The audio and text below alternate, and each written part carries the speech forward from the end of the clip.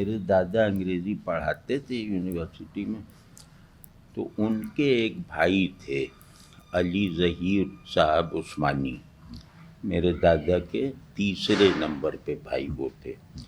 ان سے مجھے اور انہیں مجھ سے عجیب طرح کا ایک تعلق پیدا ہوگا۔ میں مطلب 4 برس سے بھی کم ہوں گا۔ تو وہ صوفی تھے اور فلسفیانہ ذہن رکھتے تھے اور شاعری بھی کرتے تھے۔ صحبہ ان کا تخلص تھا، اصغر گونڈوی کے شاگرد تھے وہ۔ تو وہ مجھے لے کے گھنٹوں بیٹھے رہتے تھے، یعنی بالکل گھنٹوں، اور کبھی کچھ بات کر رہے ہیں، اور وہ بات کرتے تھے اپنا اظہار کرتے ہوئے۔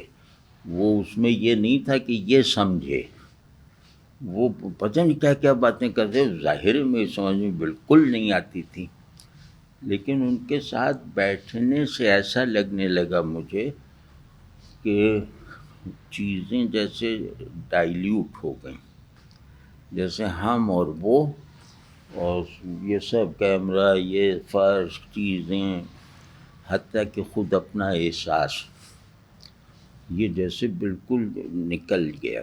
یہ میرا بچپن کا تجربہ ہے جسے میں اس وقت زبان نہیں دے سکتا تھا، اب یاد آتا ہے تو اب کہہ سکتا ہوں کہ انہوں نے جیسے اپنے آپ سے فارغ رہنا سکھا دیا۔